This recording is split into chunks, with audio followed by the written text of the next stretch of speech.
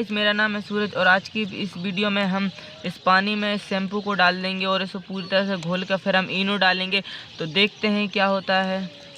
तो सबसे पहले हम इस पानी में इस शैम्पू को घोल कर पूरा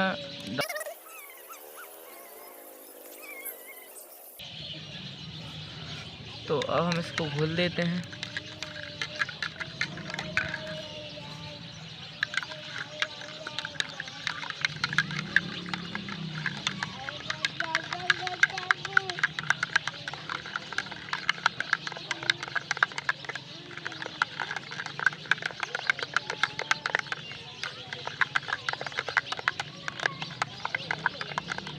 तो गाइस देखिए ये तैयार है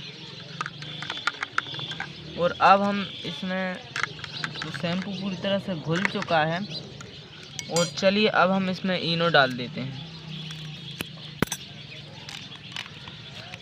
1 2 3 स्टार्ट। तो देखिए गाइस कितना ओ वाह, इसको थोड़ा और घोलते हैं। ओह तो देखिए गाइस ये शैम्पू और इनो देखिए ये दूध का ही लग रहा है। अब ये गाढ़ा हो चुका है।